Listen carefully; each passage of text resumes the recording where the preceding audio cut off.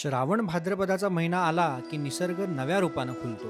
हिरवाईने सजलेले डोंगर, ओल्या मातीतून दरवळणारा गंध, डोंगरधारीवरून झेपावणाऱ्या पांढऱ्या शुभ्र धारा, सगळं काही एखाद्या स्वर्गीय सोहळ्यासारखं वाटू लागतं. हीच ती दैवी किमया जी पाहून स्वर्गातील देवांनाही भूलोकाकडे येण्याचा मोह आवरत नसेल. आरती जेवण आटपून आम्ही निघालो वाडीतल्या घराघरातल्या गणपतींच्या भेटीला. प्रत्येक घरी एकाहून एक सुबक देखण्या मूर्त्या मांडलेल्या. गप्पा गोष्टीतून लोकांनी सांगितलेले पारंपरिक चालीरीती, सण साजरा करण्यामागची त्यांची श्रद्धा, सगळं अंतरंगाला भिडणारं होतं.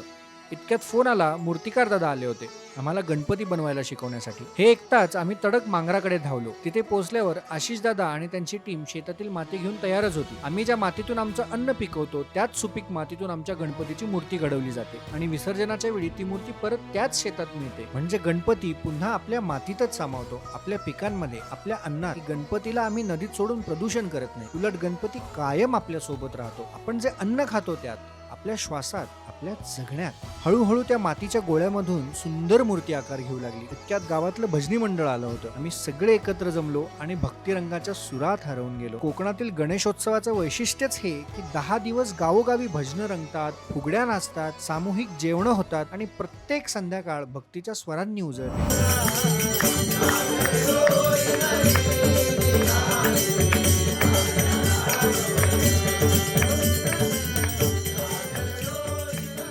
भक्तीतून जुळणारी ही एकता, हीच खरी परंपरा. गणेशोत्सव सार्वजनिक करण्यामागे हाच तर उद्देश होता, नाही का? आणि कोकणातल्या लोकांनी तो फार पूर्वीपासून साधला आहे.